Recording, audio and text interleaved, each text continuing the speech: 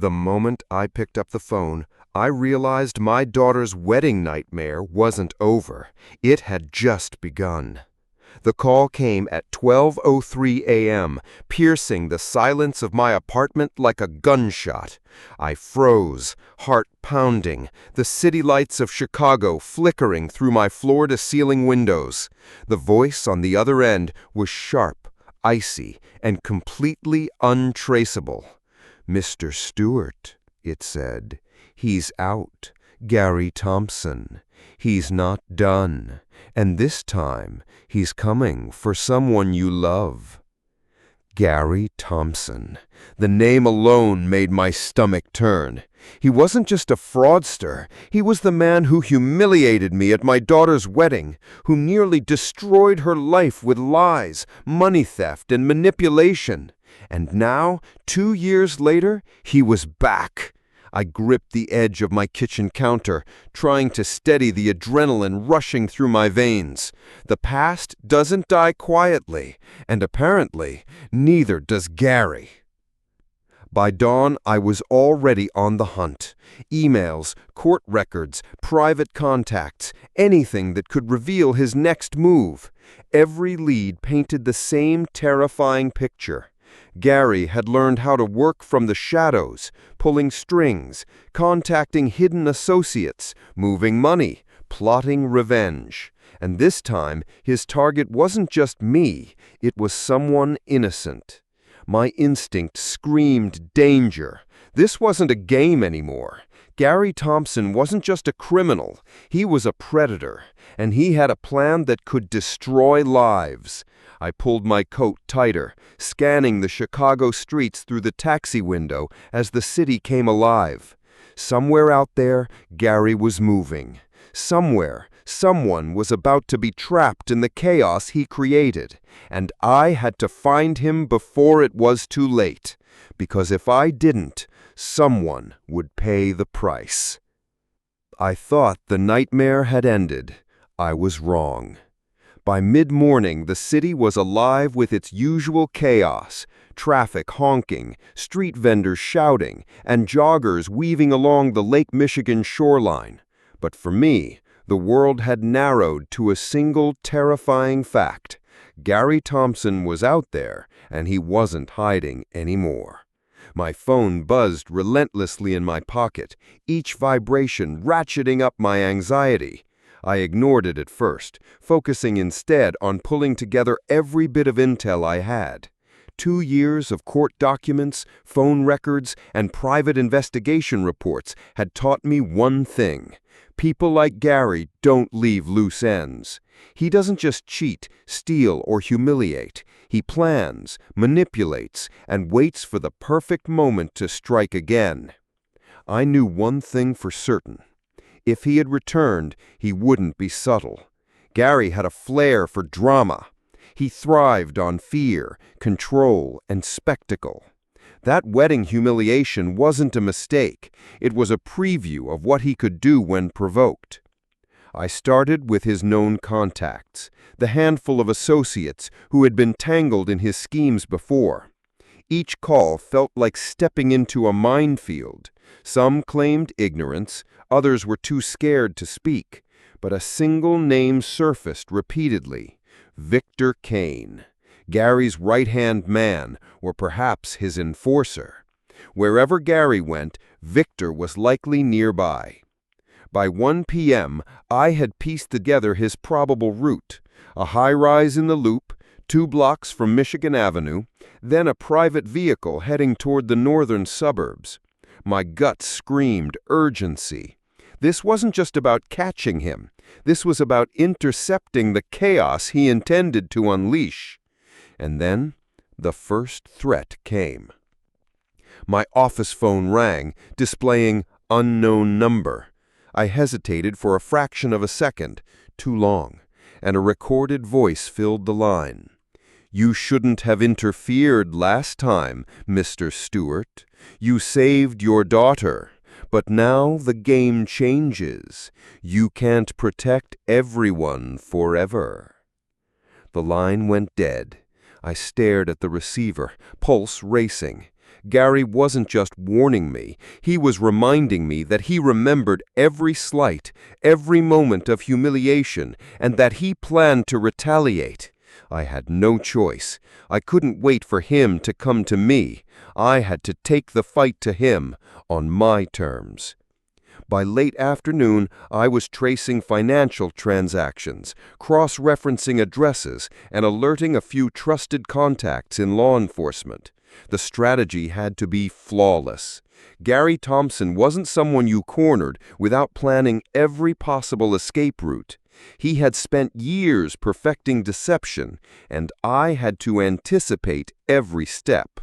As the sun dipped behind the skyline, painting the city in orange and pink, I realized the scope of what we were dealing with. Gary's reach was wider than I had imagined, stretching beyond the city and into the suburbs, with a network of people who might still believe in his lies. And somewhere in that network, he was plotting, calculating, and watching. I reviewed the list again. Every name, every connection, every transaction had to be accounted for. One misstep, and Gary would disappear again, leaving a trail of victims in his wake. I took a deep breath and called Curtis Blackwell. He had helped me expose Gary before, and if anyone could help me track him down quickly, it was Curtis. When Curtis answered, I didn't waste a word. I told him he's back, and he's angrier than ever. I need every legal, financial, and personal lead you can get me now. Curtis paused for a beat, then replied with calm authority. Understood. Send me everything you have. I'll mobilize the team. If Gary's resurfacing, we stop him before anyone else gets hurt. As I hung up, the city lights flickered on, and the streets below shimmered like a river of gold and silver. Somewhere in that flow of traffic, Gary was moving, confident, untouchable, or so he thought. I knew this. The next confrontation wouldn't just be about stolen money or public humiliation. This time, it was personal. This time, it was war. And I intended to win. He's closer than you think, and watching. The city never sleeps, but that night, the streets felt like a labyrinth built just for me. Every honk, every distant siren, every flickering streetlight seemed to whisper Gary Thompson's name. I couldn't shake the feeling that with every step I took, he was somewhere just ahead, waiting, calculating. By 8 p.m., I had mapped out every possible hideout he could use. Upscale hotels, rented apartments, even the old warehouse district near the river. Every potential location was cross-referenced with his known associates, recent transactions, and habits.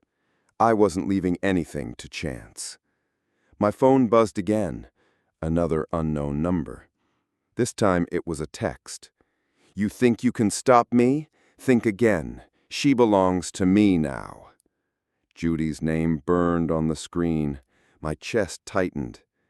Gary wasn't just after revenge. He was staking a claim, reminding me that he didn't see her as a person, only as leverage. That's when I realized his plan wasn't just about money or pride. It was about control. Curtis and I coordinated over encrypted lines, sharing location data, financial leads, and even flight logs.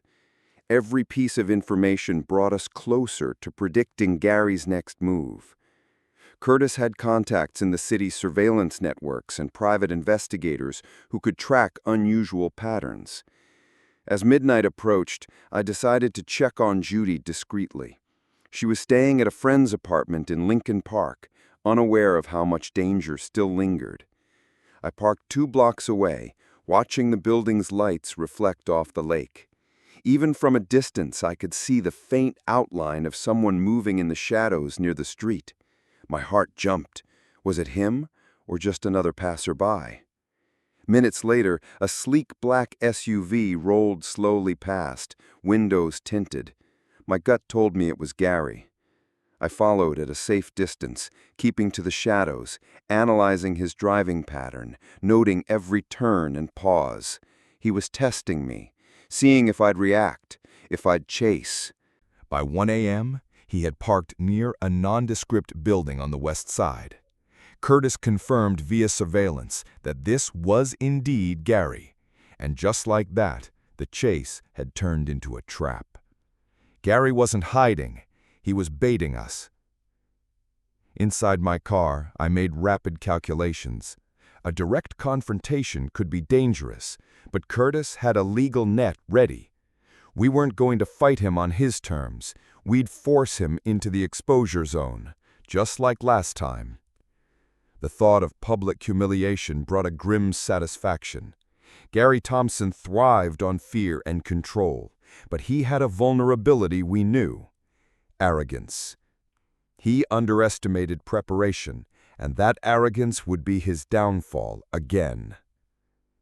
By 2 a.m., Curtis, myself, and 2 trusted investigators were coordinating a controlled approach.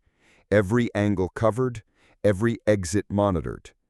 Gary's SUV remained still, but I could feel the tension radiating from the vehicle, as if it had its own heartbeat. Suddenly, the security camera lights blinked on. Gary peeked through the blinds, and I caught the faintest flicker of recognition. Fear, not just for the first time, but raw, unmasked fear. He knew we were coming. Curtis whispered over the earpiece, "Position, we're about to move." The plan was simple but effective. Gary couldn't escape this time. Every move had been predicted, every route anticipated. In a matter of minutes, the black SUV would be boxed in, every street exit monitored.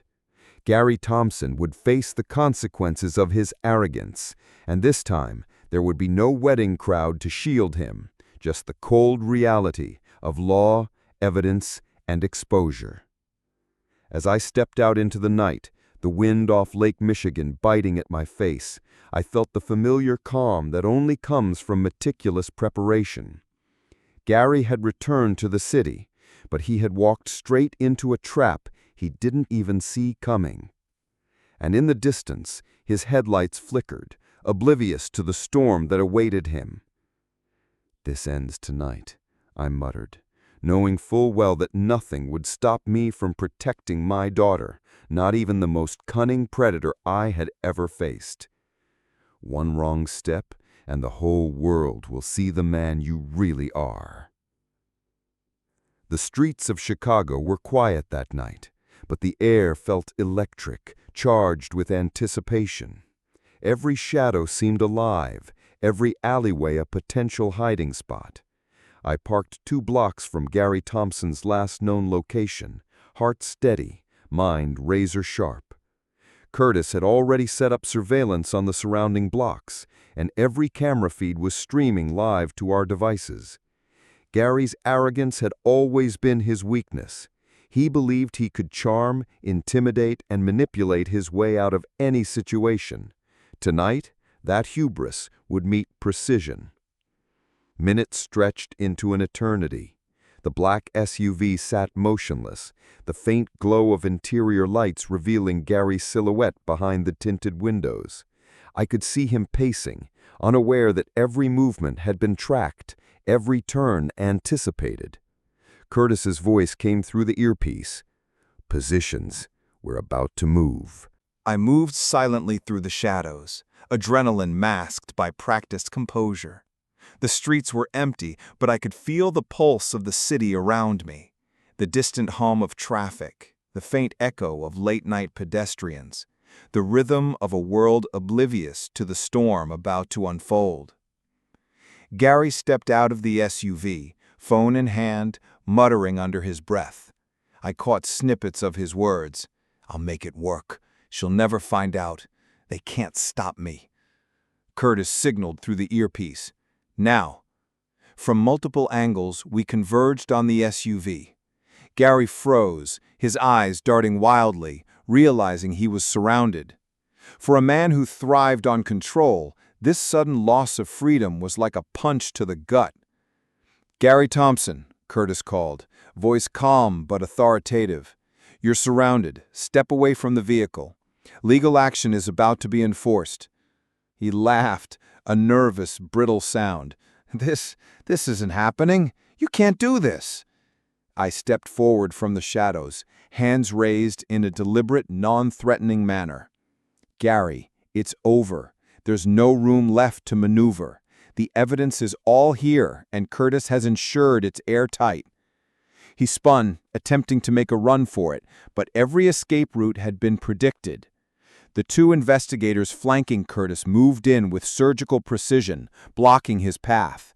Gary's expensive tuxedo from yesterday now looked comically out of place, a reminder that wealth and charm could not buy immunity from consequence. Curtis extended his hand, holding the legal documents like a gauntlet thrown. "This is your chance, Gary. Cooperate and it will go much smoother. Resist and it only gets worse." Gary's facade cracked. The arrogance that had defined him for so long melted into panic, confusion, and fear. His shoulders slumped, and for the first time, he was just a man facing the reality of his choices. I stepped closer, voice steady. "Judy deserves this. She doesn't deserve lies, theft, or manipulation. This ends tonight, Gary. Every move, every action you've taken, it all leads here." He looked at me, eyes wild, words failing him. The evidence was undeniable, the trap executed flawlessly. The predator had been caught by the very tools he had underestimated: preparation, strategy, and relentless pursuit. Curtis motioned for me to stand aside as he began the formal process of serving the summons and documenting the arrest. The black SUV, once a symbol of Gary's freedom and power, now stood as a cage he couldn't escape. As the city lights reflected off the asphalt, I realized the depth of what had just happened. We weren't just stopping a man, we were reclaiming safety, protecting the future of someone who had trusted too easily, loved too openly, and almost paid the price for it. And in that moment, standing in the quiet streets of Chicago, watching Gary Thompson confronted with his own lies, I felt a mix of relief, satisfaction, and the sobering awareness that justice, when executed with patience and precision, could be as beautiful as it was final. This night would not be forgotten. Gary's empire of deception had crumbled, and for the first time, the streets were safe from the manipulations of a man who thought he was untouchable. Curtis leaned over, whispering, "Good work. She owes you more than she knows." I nodded. The city hummed around us, indifferent to the drama, yet in that silence, the truth rang louder than any siren or street lamp. Gary Thompson was done. And for my daughter, the nightmare had finally ended. The truth hits harder when it arrives dressed as normal life. The morning sun spilled across Oak Park in gentle streaks of gold, yet the warmth of the day couldn't touch the chill in Judy's apartment. 3 weeks had passed since the wedding debacle, but the aftermath of Gary Thompson's deception lingered like an unwelcome guest. Every unopened bill, every suspicious phone call, every vendor reminder was a reminder that her dream day had been built on someone else's lies. Judy sat at her kitchen table, laptop open, fingers hovering over the keyboard. Her eyes were sharp, calculating, and for the first time in years, unclouded by blind trust. She was no longer just the wide-eyed bride who had fallen for charm and bravado.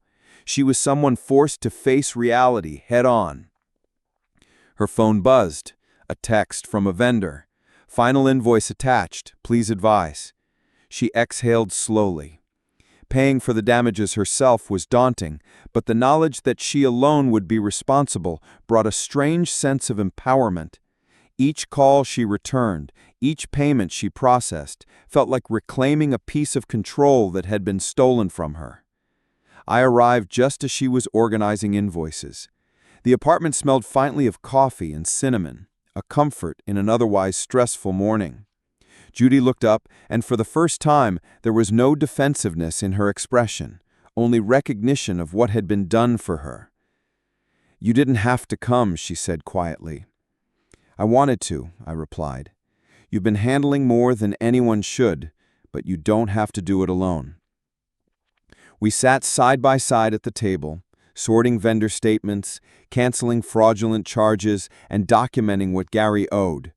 Each transaction was a small victory, a reminder that consequences were not just theoretical, they were tangible, immediate, and unforgiving. A knock at the door broke the silence.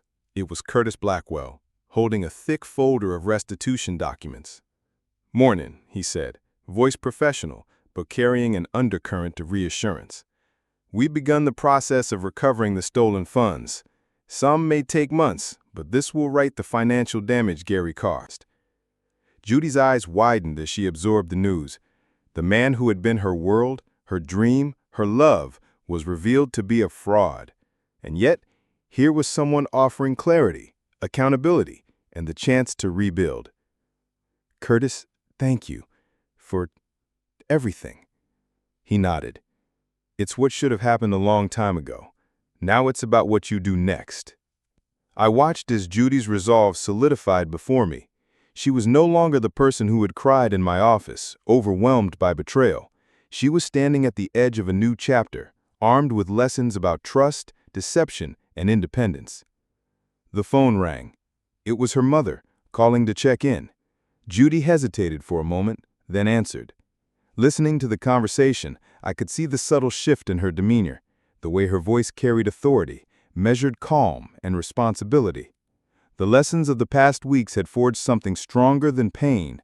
They had forged wisdom. After hanging up, she turned to me. "I never realized how much I relied on others to manage my life. I'm ready to take control now." I smiled. "You always had the ability. You just needed the circumstances to show you how." We spent the afternoon creating a plan, prioritizing vendor payments, tracking restitution timelines, and organizing her finances for the first time without dependence on anyone else. Every completed task chipped away at the anxiety that had clouded her life for months. Every successful call was a declaration. Judy was no longer a passive participant in her story. She was the author. As evening approached, we stepped out onto her balcony. The Chicago skyline glimmered in the distance, lights reflecting off Lake Michigan. Judy took a deep breath, letting the wind wash over her, carrying away remnants of fear, regret, and doubt. "Do you think I can trust again?" she asked, almost to herself. "You will," I said softly, "but you'll be smarter. You'll know the signs, and most importantly, you'll never let anyone define your worth again." The city stretched before us, indifferent yet alive, much like the life Judy was about to reclaim. And for the first time in weeks, there was a sense of calm, not the naive calm before disaster, but the hard-earned serenity that comes when the storm has passed and you've learned to navigate the waves yourself. The lessons of deception, betrayal, and exposure would stay with her, but now they were tools rather than chains. And as the night descended over Chicago, she knew one undeniable truth. Survival wasn't about avoiding pain. It was about mastering it and emerging stronger, wiser, and unbroken. Some truths refuse to stay buried, no matter how long you run. The crisp Chicago morning carried a tension that even the lake breeze couldn't dissipate. Judy had returned to her apartment, finally settling into a routine, yet a quiet unease lingered. Gary Thompson's shadow hadn't completely faded. Every email alert, every unknown number, every unexpected knock reminded her that past mistakes, no matter how cleverly hidden, eventually surface. I arrived early, carrying a small stack of files and a cup of coffee. "Morning," I said, setting the coffee on the counter. "We need to talk about Gary, one final check on restitution and his current legal standing." Judy rubbed her temples, her expression a mix of fatigue and determination. "I thought we were done with him," she muttered. "No," I replied calmly. "Men like him don't disappear quietly. But today we make sure he can't touch you or anyone else again. Curtis Blackwell had already filed additional claims, revealing more victims who had fallen prey to Gary's fraudulent schemes. By mid-morning, new subpoenas and legal notices were prepared. Each document was a nail in the coffin of the empire Gary had built with lies, charm, and theft. Then a sudden buzz on her phone. Unknown number. Judy's eyes widened. She hesitated, then answered. "Hello?" A deep, familiar voice, strained and uncertain, spoke. "It's me, Gary." Her hand froze midair.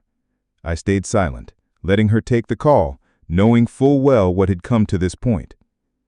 I need to explain." Gary's voice trembled, a stark contrast to the arrogance that had once defined him. I wasn't going to hurt you. You nearly destroyed my life," Judy interrupted, her voice calm but icy. "Do you even realize how much chaos you caused? 14 victims, stolen money, ruined weddings, lies. Do you know what it means to be accountable?" Gary stammered, unable to construct the facade that had once fooled everyone. I can pay it back, I promise." "Promises don't fix reality," Judy replied. "Curtis has all the documents, and your restitution is underway.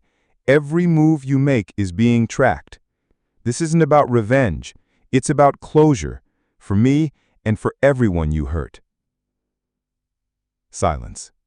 Then a faint, defeated sigh. I didn't know anyone would find out.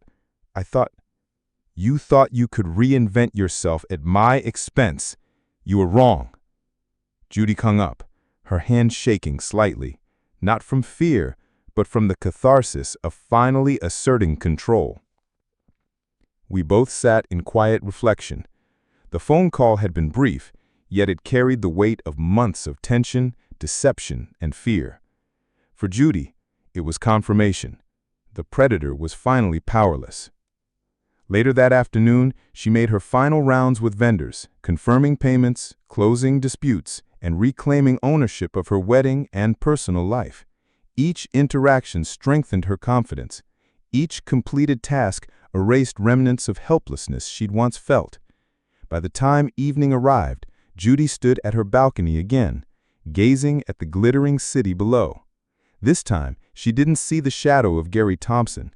She saw herself, stronger, wiser, and fully capable.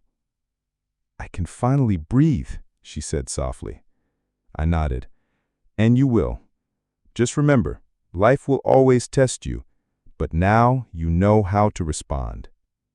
That night, the city lights reflected not only on Lake Michigan, but in Judy's eyes. A new chapter, unshakable, independent, and ready for the future she deserved. The storm had passed, and in its place lay clarity, resilience, and the undeniable triumph of truth over deceit. Gary Thompson's name would linger in records, in court documents, in memories of chaos. But for Judy, the most important story was just beginning. One of strength, self-reliance, and a life reclaimed from the hands of a man who had thought he could control her destiny. Some lessons cost more than money. Some lessons cost your trust. But the right lessons leave you unbreakable. And with that, Judy finally exhaled, letting the city's rhythm carry her forward, leaving the past where it belonged, behind her.